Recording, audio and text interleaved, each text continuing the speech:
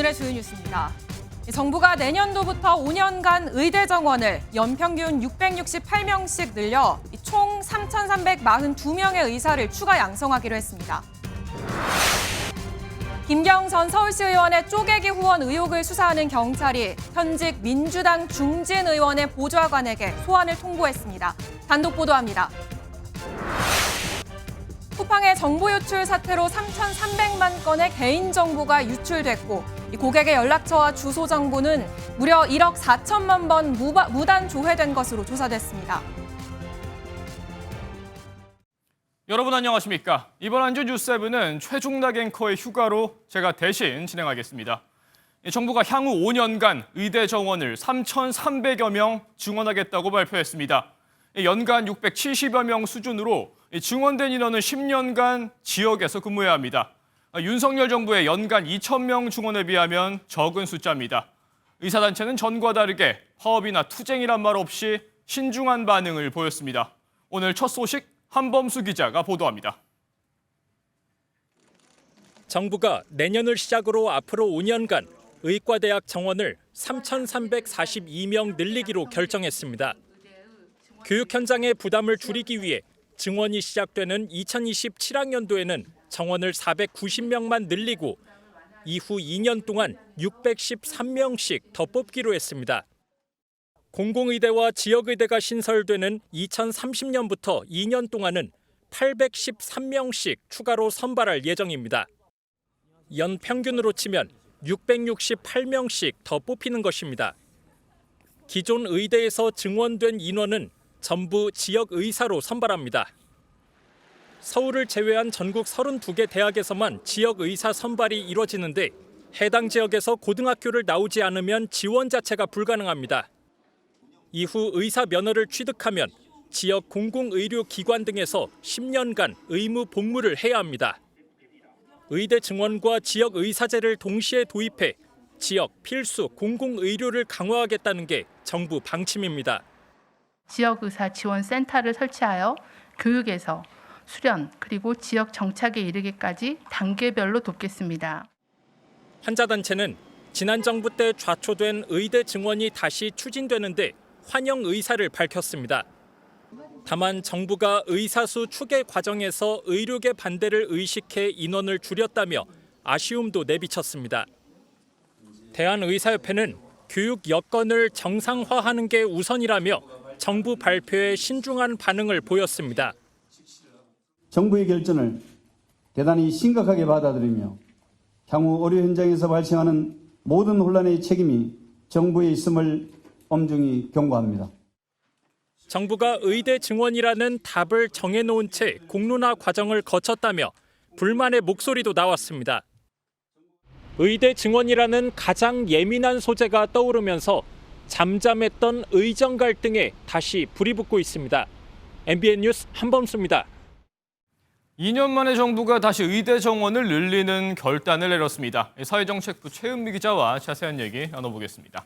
네, 최 기자, 당초 알려진 것보다는 증원 규모는 좀 줄어든 것 같습니다. 그런데 2년 만에 의대 정원을 꺼냈다는 건 그만큼 의료 상황이 심각하다, 이렇게 본 거겠죠? 네, 맞습니다. 사실 2년 전에 전 국민이 얼마나 혼란을 겪었습니까? 네. 그럼에도 불구하고 무너져가는 지역 필수 의료를 살리기 위해서 의사를 더 뽑아야 한다는 절박감이 반영된 결과라고 보시면 될 것 같습니다. 오늘 경남 거창에서는 병원을 찾아 헤매다가 큰일 날 뻔했던 지역민들이 모여서 정부를 향해 성토하는 자리도 있었거든요. 같이 한번 들어보시죠.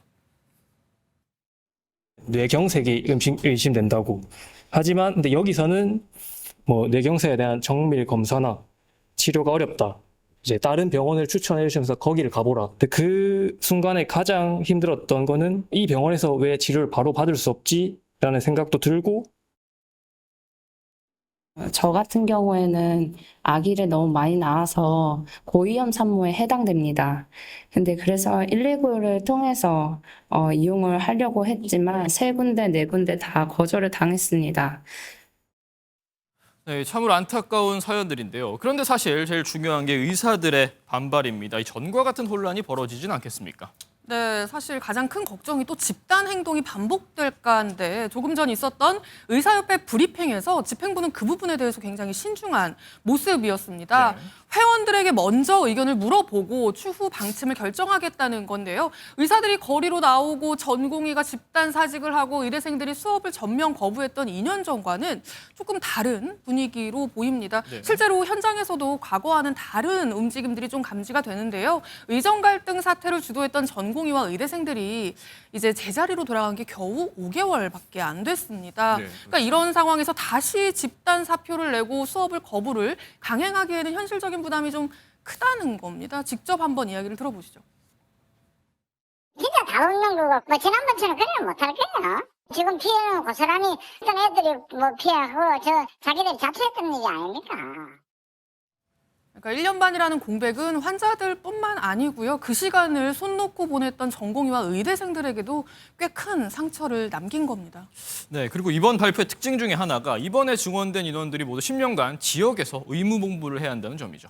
네, 그렇습니다. 아마 그 부분 때문에 의사들 반발이 조금 더 덜하지 않을까라고 생각하실 수도 있는데 네. 실제로 보면 그 이번에 늘어나는 인원이 당장 내년에 490명이거든요. 이 490명이 내년에 입학을 해서 6년 후에 의대를 졸업하고 그리고 의사 면허를 딴 뒤부터 10년 복무가 시작되니까 16년이라는 어떤 짧다면 짧지만 길다면 긴 시간 이후에나 이들이 이제 의료 시장에 나오게 되는 겁니다. 네. 2043년이라고 보시면 되거든요. 그리고 이번 증원은 2년 전과 달리 의사협회가 처음 논의부터 시작을 함께 했다고 보시면 됩니다. 초안을 작성했던 의료인력수급추계위원회에도 의협 추천 인사들이 참여를 했고요. 최종 결론을 내렸던 보건의료정책심의위원회에는 김태구 회장이 직접 참여를 했습니다. 물론 오늘 있었던 그 최종 결정 마지막 표결에는 참여를 하지 않았다고 합니다. 그리고 회의록도 지금 모두 공개가 된 상태예요. 그러니까 2년 전처럼 의사들을 배제한 채로 막무가내로 추진했다 이렇게 주장할 명분은 좀 없는 상황인 거죠.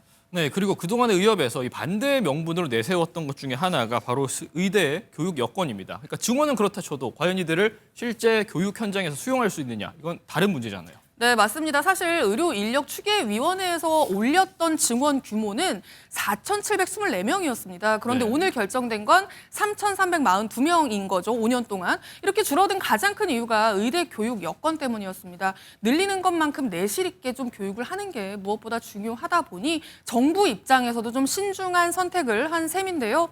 의외로 대학들은 자신만만한 모습입니다. 한번 들어보시죠. 교수도 32명이나 증원을 했고 해부학 교수도 1.5배로 키웠고 강의실도 확충이 돼서 이제 준비가 다 된 상태예요. 증원이 되는 것이 무리가 되지 않고 네, 한마디로 문제 없다는 거고요. 오히려 조금이라도 인원 배정을 좀 더 받으려는 신경전마저 좀 느껴지는 분위기였습니다. 네, 부디 2년 전의 악몽이 되풀이되지 않아야 할 텐데요. 여기까지 듣겠습니다. 최은미 기자였습니다. 다주택자들이 아파트를 팔고 싶어도 서울과 경기 등 토지거래 허가구역에 있는 경우 이 세입자가 있으면 팔 수 없다는 지적이 따랐습니다. 정부가 그 대책으로 무주택자가 집을 살 땐 세입자가 계약 기간이 끝날 때까지 최대 2년간 실거주 의무를 유예해 주기로 했습니다. 이시열 기자가 취재했습니다. 서울 신천동의 6,800여 세대 대단지 아파트. 다주택자 양도세 중과가 다가오는데도 막상 매물을 내놓는 사람은 많지 않습니다. 세를 안고 집을 사는 갭 투자가 많기로 유명했던 아파트여서 매수와 함께 실거주를 할 수 있는 집이 드문 겁니다. 세입자가 있으면 힘들죠. 사실 지금도 이제 매매를 하려고 세입자를 안 받는 경우도 있고요. 정부는 일부 길을 터줬습니다. 정부가 기존 임대차 계약이 남아있는 주택을 무주택자가 매수할 경우 계약이 종료될 때까지 실거주 의무를 유예하기로 했기 때문입니다. 시행령 개정 발표일을 기준으로 최대 2년간 유예되는데 세입자의 계약 기간이 만료되면 실거주를 하러 들어가야 합니다. 기존 세입자는 계약갱신 청구권을 행사할 수 없는데 보완책의 구체적인 내용은 모레 공개됩니다. 임차인이 임대하는 기간 동안은 실거주 의무를 유예하고 또 임차 기간이 다만 끝나면 반드시 실거주를 하셔야 합니다. 정부는 또 5월 9일 이전에 계약한 뒤 석 달 안에 잔금을 치르면 양도세를 중과하지 않기로 한 걸 넉 달로 늘리기로 했습니다. 토지거래 허가구역의 실거주 이행 기간이 4개월인 걸 반영해 한 달 더 늘린 겁니다.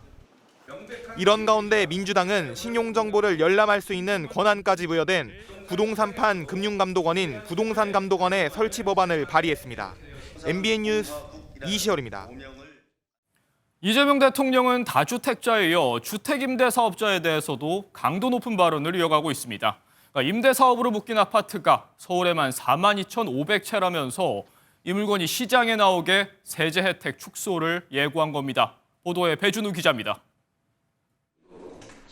이재명 대통령이 등록 임대주택 제도와 관련해 최근 SNS에 올린 글들입니다.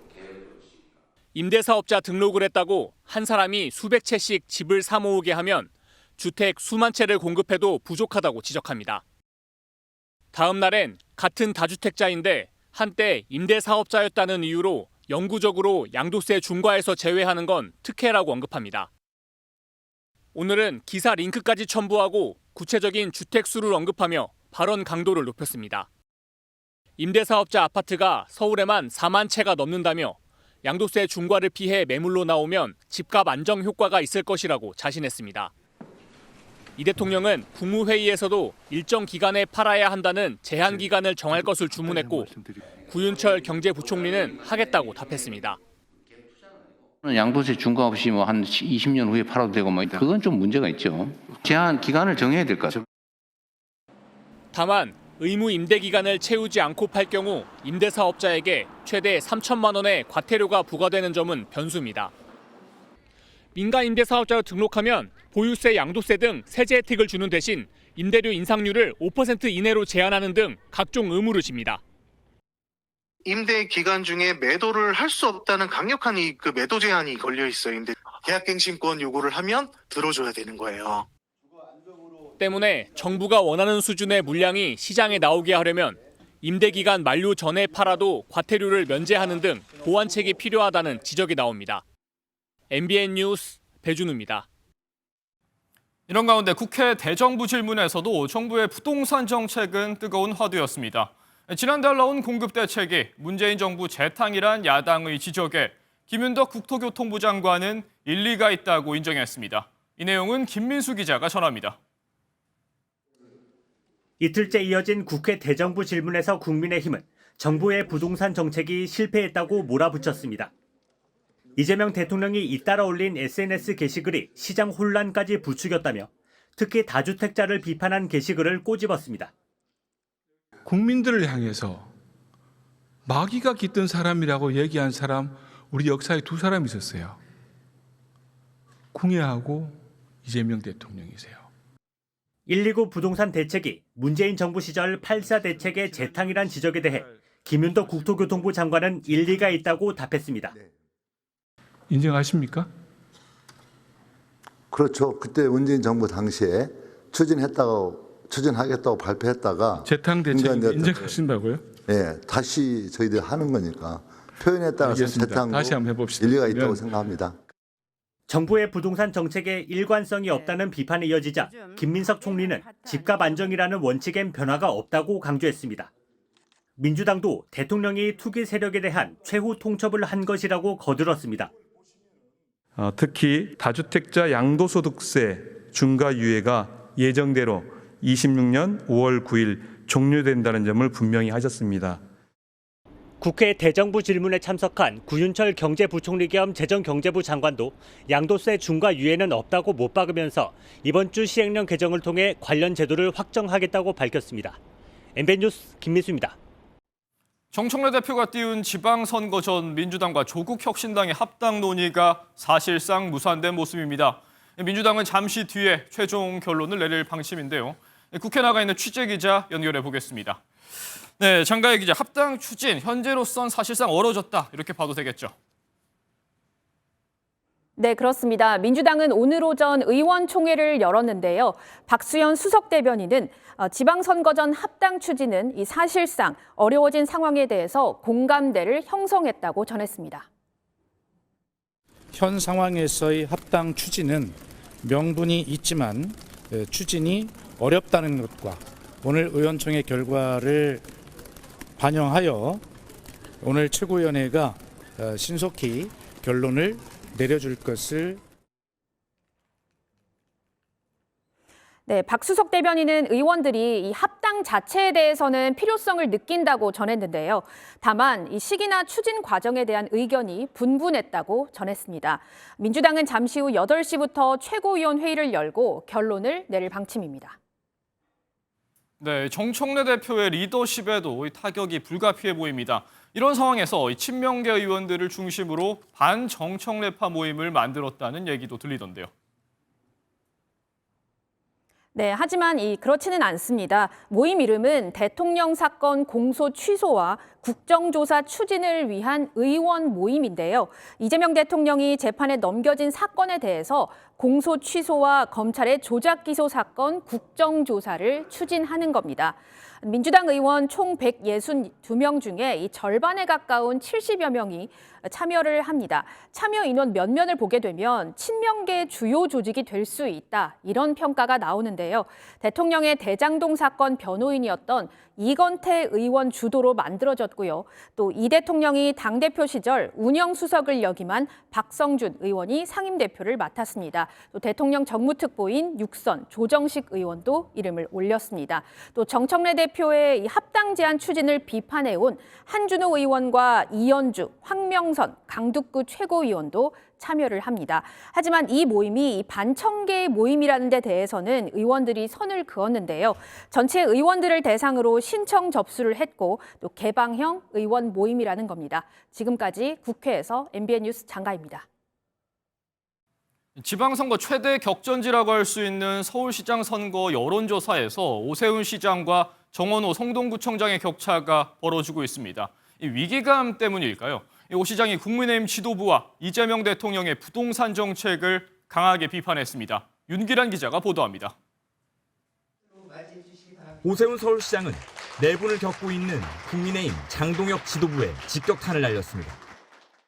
계엄을 잘못됐다고 하는 분들이 계시고 그때 당시의 상황에서는 필요했다라고 보는 분들이 계시는데 다 보듬어 안고 선거를 치르겠다. 이건 과욕이죠. 국민의힘에서 정당사에 없는 일이 벌어지고 있다고 밝힌 오 시장은 정치적 반대자를 당 밖으로 쫓아내는 숙청 정치는 정치의 일탈이라고 비판했습니다. 일각에서 제기된 탈당설이나 불출마 선언 후 당권 도전설에 대해선 사실이 아니라고 딱 잘라 말했습니다. 그냥 웃습니다. 네, 탈당 같은 일은 전혀 고려하지 않고 있습니다. 또 오 시장은 이재명 정부의 부동산 정책에 대해 2달에서 3달 효과에 그칠 것이라고 혹평했습니다. 이건 시장의 본질과는 반하는 정책임은 분명합니다. 그런 정책을 구사하게 되면 반드시 부작용과 역기능이 따른다 하는 게 시장론자인 저의 견해입니다. 오늘 발표된 여론조사에서 경쟁 상대인 정원호 성동구청장과 지지율 격차는 14.2%포인트로 지난달보다 더 벌어졌습니다. 오 시장은 한강버스를 관광용으로 인정한다던 정 구청장이 입장을 바꿔 민주당 시각에 동화되는 것 같다며 견제구를 던졌습니다. MBN 뉴스 윤기란입니다. 국민의힘 지도부도 위기감을 느꼈을까요? 강경일변도였던 노선의 변화의 조짐이 보입니다. 윤어게인을 외쳐선 선거에서 이길 수 없다는 발언에 이어 오늘은 장동혁 대표가 외연 확장을 시사했습니다. 정예린 기자입니다. 장동혁 국민의힘 대표가 지금 당에 필요한 건 미래 어젠다라고 밝혔습니다. 그러면서 지방선거에서 이기기 위해 자신을 믿고 따라와 달라고 강조했습니다. 장동혁, 당신이 우리와 함께 할 수 있는지 답을 하라가 아니라 그 문제를 해결해 줄 수 있는 국민의힘을 이끌고 있는 장동혁과 함께 해야 할 것입니다. 보수 성향 유튜버 전한길 씨가 윤어게인과 부정선거에 관련된 입장을 밝혀달라고 하자 명확한 답변 대신 힘을 모아야 할 때라며 강성 지지층을 향해 당의 외연 확정에 대한 지지를 호소했다는 해석입니다. 윤석열 전 대통령과의 절연, 이른바 절연을 공식적으로 말하지 않았다는 지적에 대해서는 행동과 결과로 보여드려야 한다며 사실상 중도 확장을 시사한 것으로 보입니다. 장 대표에 앞서 가장 강성으로 분류되는 김민수 최고위원도 윤어게인을 외쳐서는 지방선거에서 이길 수 없다며 당의 노선 변화를 염두에 둔 발언을 했습니다. 당내에선 친한계와 소장파를 중심으로 안도와 우려가 교차했습니다. 이제 와서야 이렇게 이야기하는 거에 진정성을 의심받을 수밖에 없겠죠. 또 늦었어도 지금이라도 그 방향으로 갔으면 좋겠습니다. 그럼에도 불구하고 윤어게인을 선동하고 이용했다라는 것 자체가 민주주의의 위기라고 생각합니다. 당내에선 장동혁 지도부의 노선 변화에 대한 의구심이 나오는 가운데 윤석열 전 대통령의 내란 재판 1심 선고가 당내 갈등의 분기점이 될 것으로 보입니다. MBN 뉴스 정예린입니다.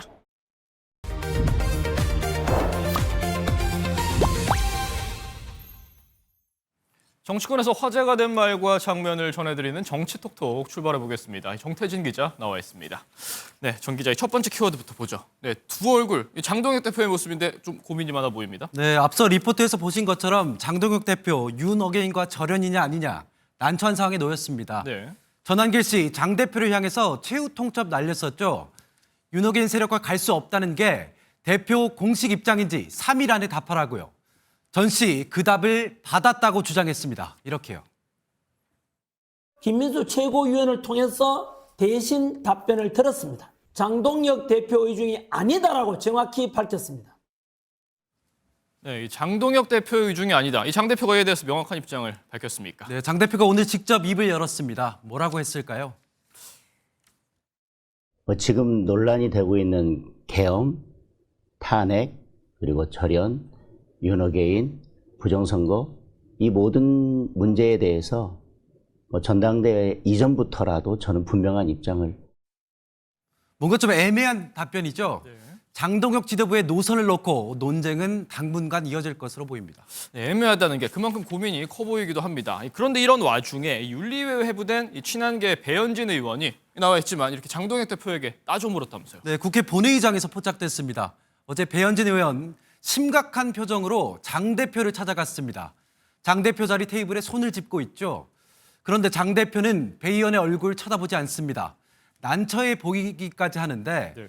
배 의원은 장 대표에게 자신이 윤리위에 제소되는 등 징계와 관련해 도대체 무슨 생각이냐고 입장을 따져 물었습니다.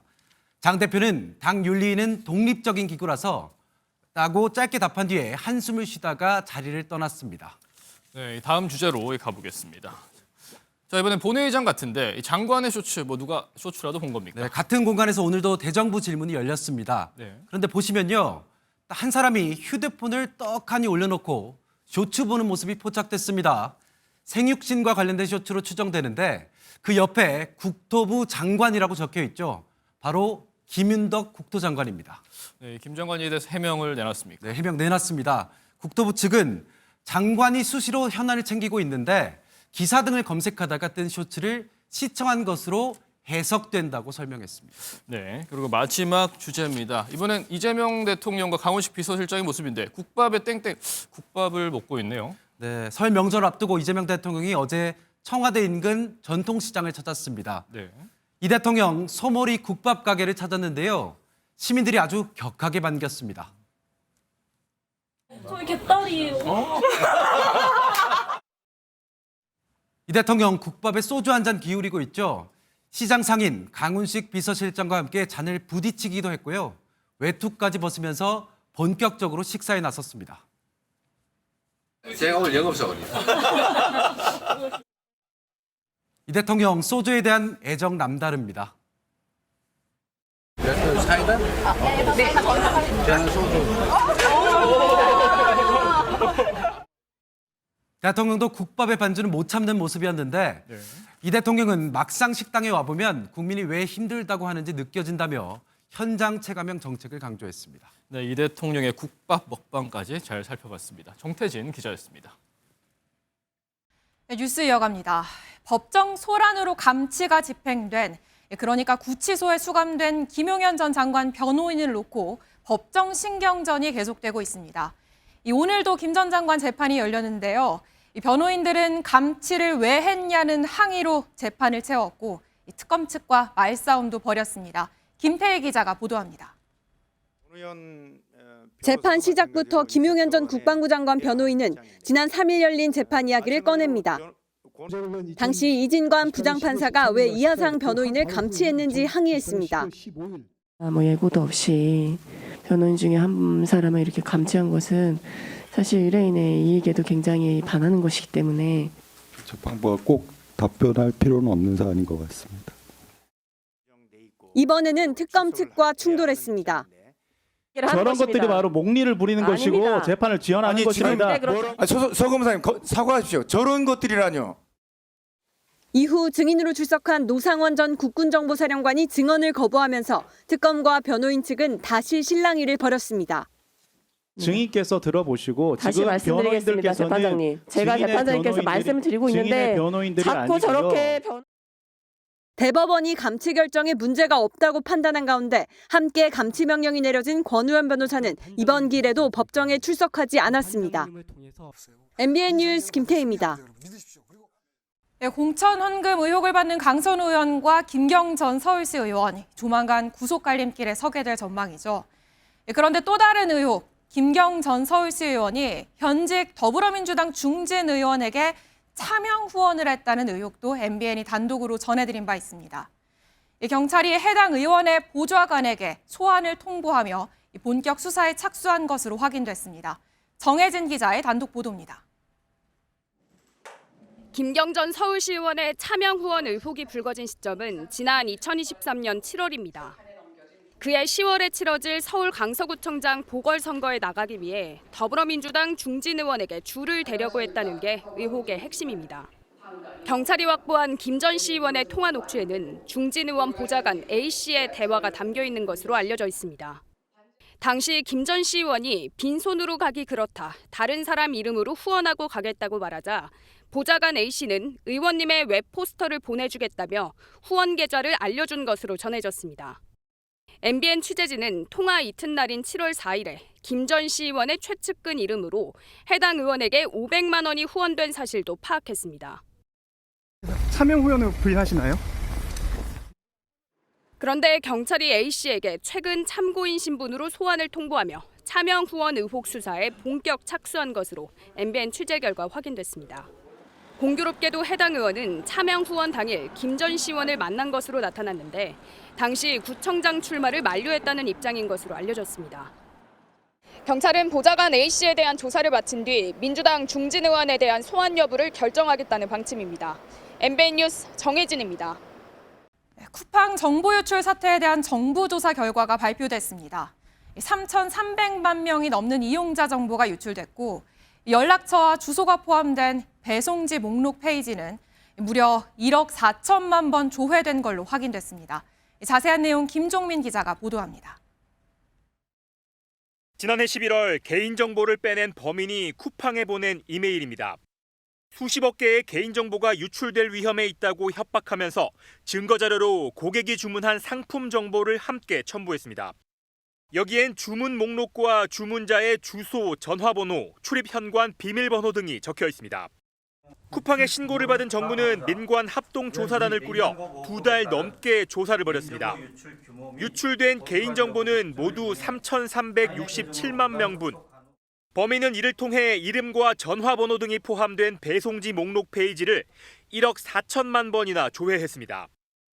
조회한 순간 정보가 다 바깥으로 통제권 밖으로 나가기 때문에 그래서 1.4억 건을 조회해서 유출을 했다라는 걸 말씀드리고 여기에 공동현관 비밀번호까지 포함된 배송지 목록 수정 페이지가 5만 번 이상, 구매 품목 정보가 들어있는 주문 목록 페이지가 10만 번 이상 조회됐습니다.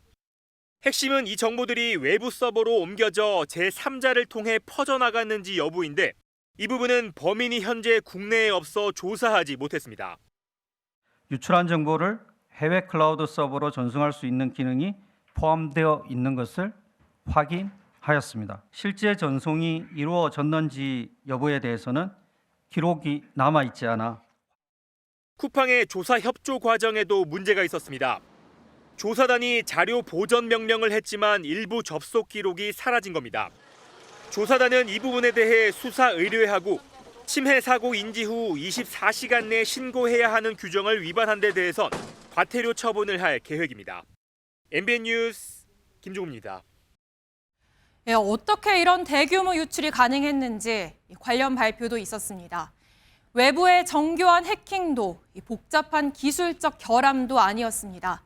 기본도 지키지 않은 부실한 보안 관리가 원인이었습니다.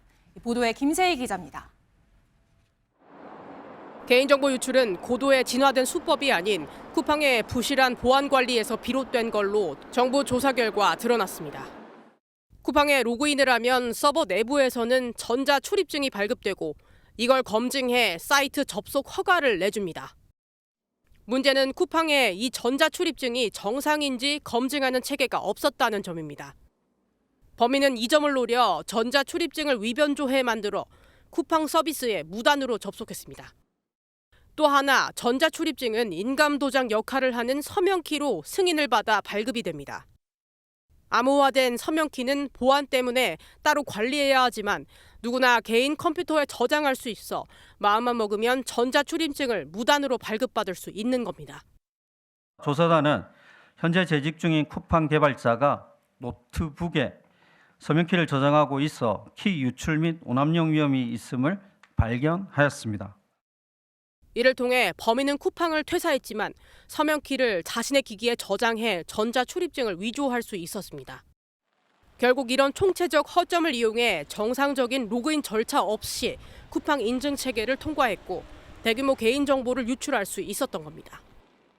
정부는 쿠팡의 재발 방지 대책에 따른 이행 계획을 제출하게 하고 이행 여부를 점검할 계획입니다. MBN 뉴스 김세희입니다. 예, 건조한 날씨에 화재 소식이 많습니다.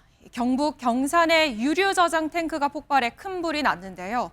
정전기가 사고 원인으로 추정됩니다. 주변에 이런 기름 탱크가 많아 자칫 대형 사고로 번질 뻔했습니다. 심우영 기자입니다. 기름이 가득 담긴 대형 탱크가 강력한 폭발과 함께 화염이 치솟습니다.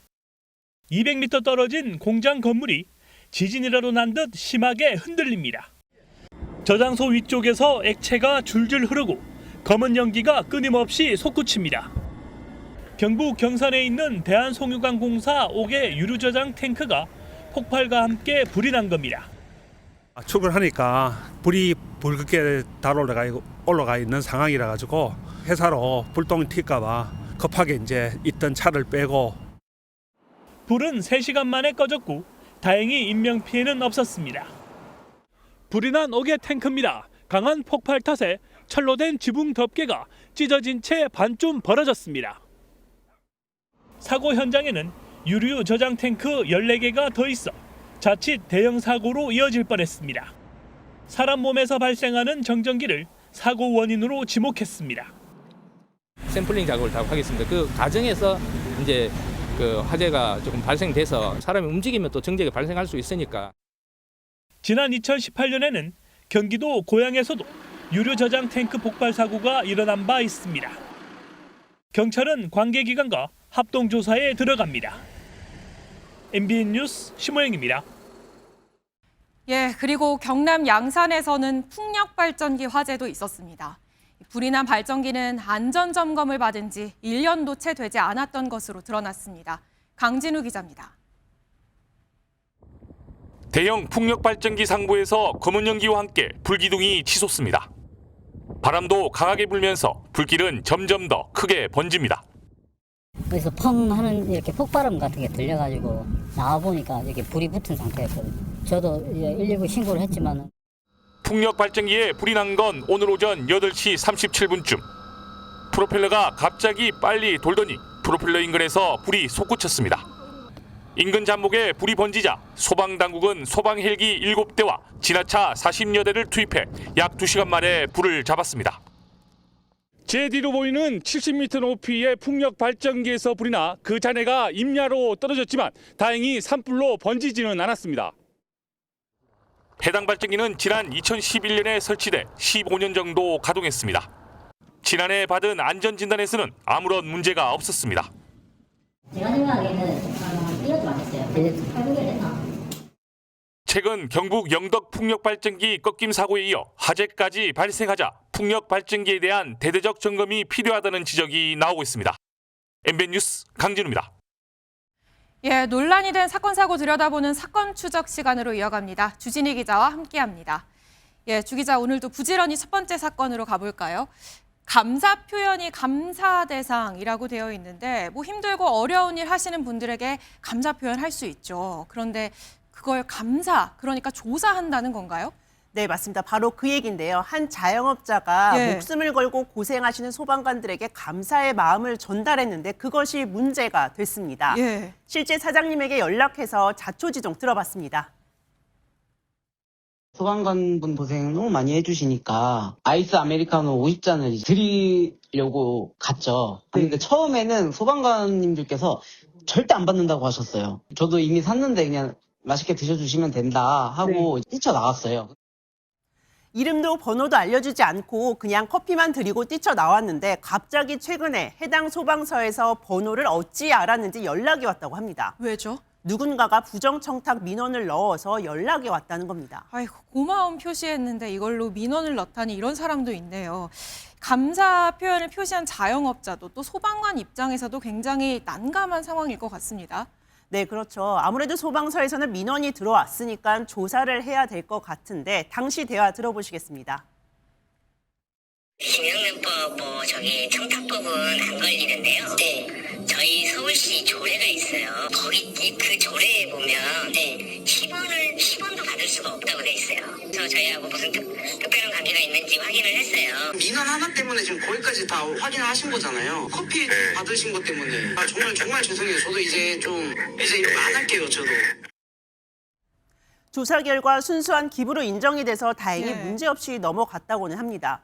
그런데 과도한 물품은 절대 안 되겠지만 사소한 감사 마음 표현까지 조례로 금지할 일인지는 좀 생각해 봐야 될 것 같습니다. 예, 이 죄송하다고 얘기하는 이 선한 분의 목소리가 계속 맴도는데 괜히 위축되는 일 없어야겠습니다.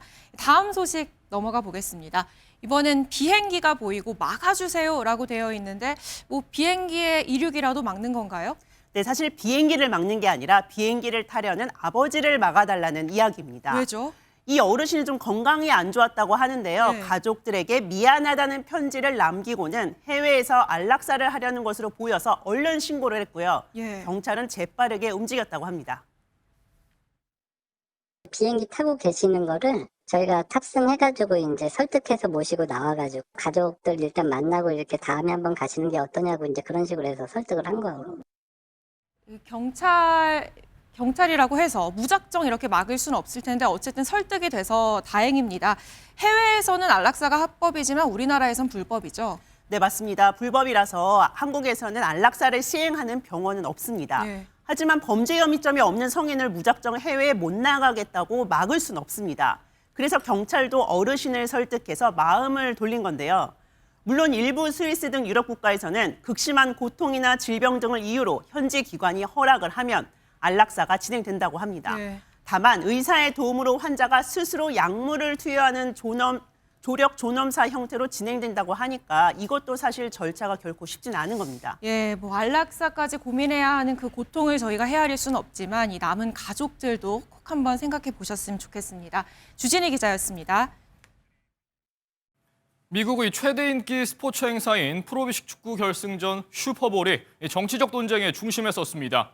트럼프 행정부의 이민 정책을 비판해온 가수가 축하 공연을 스페인어로 노래하자 트럼프 대통령이 발끈한 겁니다. 한여애 기자입니다. 미국 프로미식 축구 결승전. 슈퍼볼 하프타임 쇼의 주인공으로 등장한 푸에르토리코 출신 가수 배드버니. 미국 최대 스포츠 축제를 스페인어로 가득 채우고 중남미 국가의 이름도 하나하나 나열합니다. God bless America. Sea Chile, Argentina, Uruguay, Paraguay, Bolivia, Perú, Ecuador, Brasil, Colombia, Venezuela, Guyana. 전광판엔 증오보다 더 강력한 것은 오직 사랑이라는 문구를 띄었습니다. 직접적인 발언은 없었지만 트럼프 행정부의 이민 단속에 항의하는 메시지를 짙게 드러냈다는 평가가 나옵니다. Da un mensaje, un momento coyuntural muy importante, en donde pues los latinos sufrimos de bastante rechazo por parte de la nueva administración de Donald Trump. 보수 진영에서는 거센 반발이 쏟아졌습니다. 트럼프 대통령은 아무도 가사를 알아듣지 못했고 춤은 역겨웠다며 미국의 위대함에 대한 모욕이라고 비난했고 보수단체는 친트럼프 성향 가수가 출연하는 콘서트를 같은 시간에 개최하며 맞불을 놨습니다. 앞서 배드버니가 그래미 시상식에서 공개적으로 이민 정책을 비판했던 만큼 정치적 논쟁으로 확산한 겁니다. 트럼프 대통령은 얼마 뒤 캐나다와 그린란드, 베네수엘라를 성조기로 덮은 사진도 올렸는데 외신은 영토 확장주의적 야망을 드러내며 배드버니의 메시지에 맞대응한 것이라고 평가했습니다. MBN 뉴스 한여입니다. 이탈리아의 한 고속도로 한복판에서 대낮에 차량 습격 사건이 발생했습니다. 폭발물까지 동원해 차량 안에 든 현금을 노린 건데요. 이동현 기자가 당시 상황 전해드립니다.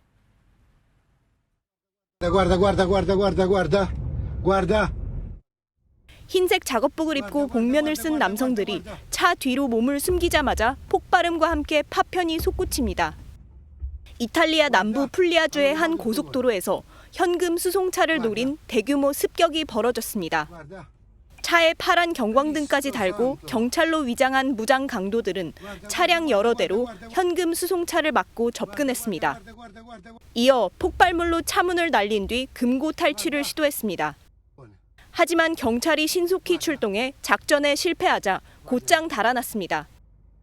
헬기까지 동원한 경찰은 추격전 끝에 2명을 체포하고 나머지 일당도 쫓고 있습니다. 비행기 한 대가 도로로 돌진하더니 차량을 들이받습니다. 미국 조지아주 게인즈빌에서 훈련 중이던 소형 항공기가 도로에 비상 착륙한 겁니다. But they were coming down right along that billboard there, came down actually under the power lines, and that's when they struck those 3 cars. 비행기가 차량 3대와 충돌하면서 2명이 다쳤습니다. 이리저리 큐브를 살피는 어린이. 준비된 듯 큐브를 잡더니 현란한 손놀림으로 맞춥니다. 완성까진 불과 2.76초.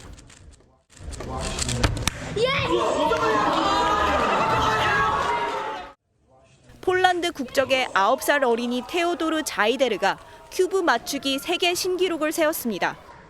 지난해 4월 중국 어린이가 세운 3.05초 기록을 앞지르면서 인간의 한계로 여겨지던 마의 3초를 거뜬히 넘은 겁니다. 테오도르는 7살 때 가로 세로 2열 큐브를 0.43초 만에 완성해 세계 신기록을 세운 바 있습니다. MBN 뉴스 이동현입니다. 매달 15만 원의 지역 상품권을 준다면 농어촌으로 옮겨볼 생각 있으실까요? 농어촌 기본소득 사업이 이달 말부터 시작되는데 벌써 시범지에 인구가 늘고 있다고 합니다.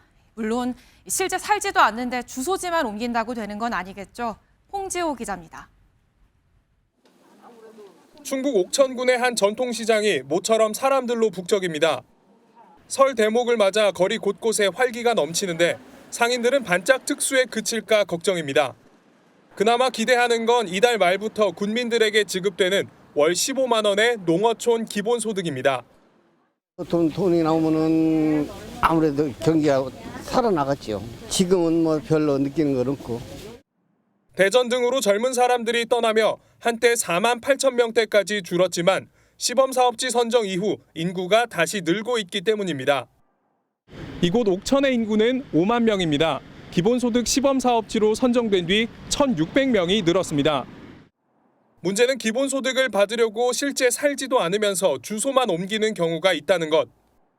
지역 활성화에 도움이 되지 않으면서 재정만 축낼 수 있다는 지적이 잇따르자 정부가 대책을 내놨습니다. 다른 지역 근무자나 대학생 등 판단이 어려울 땐 주 3일 이상 거주하는지가 확인돼야 기본소득을 주겠다는 겁니다. 주민들과 공무원이 함께 집을 찾아가 3일 이상 실제 거주하는지 직접 확인한 뒤 지급이 이루어집니다. 현장 조사를 나가게 되는데 실제로 거주하는지에 대해서 주민 의견도 듣고 해서 최종적으로 확정하게 됩니다. 사용처 역시 살고 있는 읍면 지역으로만 제한하고 부정수급이 적발되면 모두 환수됩니다. MBN 뉴스 홍지호입니다. 트럼프 미국 대통령의 차남위에 매일경제가 주최하는 암호화폐 포럼 참석차 한국을 찾았습니다. 트럼프 일가의 암호화폐 사업을 주도하는 인물인데요. 연사로 나서서 한국이 암호화폐 선도국가가 되기 위한 조건을 제시했습니다. 장동건 기자가 현장에 다녀왔습니다. 트럼프 대통령의 둘째 아들인 에릭 트럼프가 밝은 표정으로 가상자산 시대의 디지털 금융 환경을 논의하기 위해 행사장에 들어섭니다. 비트코인 채굴업체와 트럼프 일가가 주도하는 암호화폐 사업체를 운영하는 에릭은 세계 3위권인 한국 시장의 잠재력을 높이 샀습니다.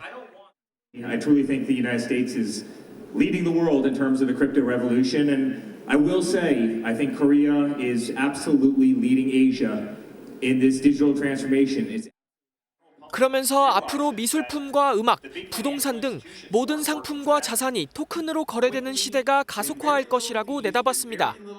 이 때문에 한국도 시장이 더욱 성장하고 활성화되려면 관련법 제정 등 제도 정비가 빨리 이뤄져야 한다고 강조했습니다. Technology is advancing a lot faster than the laws. The laws have to keep up, otherwise countries are going to get left behind. And that's 행사장은 가상자산 시장에 대한 전 세계적 관심을 반영하듯 400여 석이 매진될 정도로 열기가 뜨거웠습니다. I hope that the World Crypto Forum will serve as the first step toward Korea's rise as a global hub of digital finance. 국내외 암호화폐 기업과 금융사들이 한자리에 모여 디지털 경제의 현재와 미래를 논의한 이번 포럼은 내일까지 진행됩니다. MBN 뉴스 장동건입니다. 이틀 연속 메달 소식을 전해온 우리 선수들. 그 비결은 든든한 밥심이라고 하는데요. 이탈리아 본토의 피자와 파스타에 지쳐버린 선수들에게 따뜻한 우리 한식을 제공하는 현장. 정민형 기자가 전해드립니다. 밀라노 주택가의 한 식당. 태극마크를 단 요리사들이 분주히 손을 움직이고 커다란 솥에선 갈비찜이 보글보글 끓습니다. 두부와 호박이 둥둥 뜬 된장찌개에 매콤달콤한 제육김치볶음까지. 이탈리아 음식에 지친 태극전사들에게 배달될 푸짐한 한식 한 상이 차려졌습니다. 선수촌 식당이 계속 파스타랑 피자 이런 것들만 나와서 조금 맨날 먹기는 힘들 것 같았는데 이렇게 도시락이 나오니까 꼭 한국에서 먹는 밥처럼 되게 맛있게 잘 먹고 있고.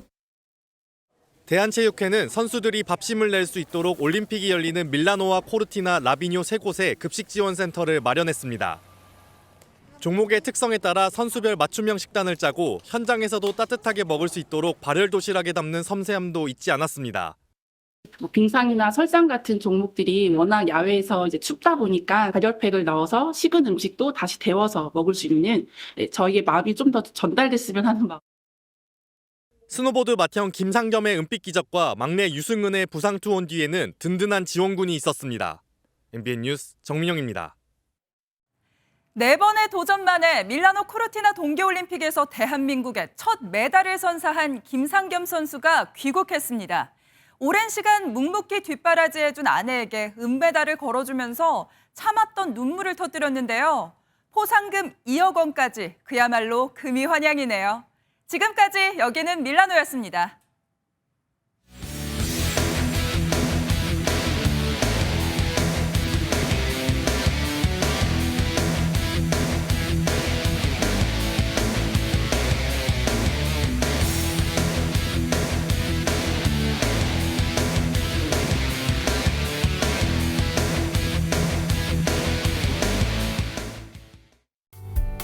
오늘 종일 흐린 가운데 곳곳에 비나 눈이 이어지고 있습니다. 서울과 인천은 저녁이면 그치겠지만 그 밖의 지역은 내일 오전까지 눈비가 예상됩니다. 그 사이 전북 동부와 제주 산지에는 최고 5cm의 눈이 쌓이겠고요. 그 밖의 지역은 1cm의 눈이나 1mm의 적은 비가 내리겠습니다. 양은 많지 않지만 도로 곳곳이 얼어붙어 살얼음이 만들어질 수 있겠습니다. 미끄럼 사고에 주의하셔야겠습니다. 내일도 큰 추위 없겠습니다. 다만 중서부와 전북, 광주와 경북은 종일 초미세먼지 농도 나쁨 수준 보이겠고요. 전남과 경남도 저녁부터 대기질이 탁해지겠습니다. 내일 오후부터 하늘은 차차 개겠습니다. 동쪽 지역은 여전히 대기가 건조하겠습니다. 내일 중부지방 서울의 아침 기온은 0도, 낮 기온은 5도로 오늘과 비슷하겠고요. 남부지방은 광주와 대구의 낮 기온 9도로 오늘보다 2도에서 6도가량 높겠습니다. 주 후반으로 갈수록 날은 더욱 온화해지겠습니다. 날씨였습니다.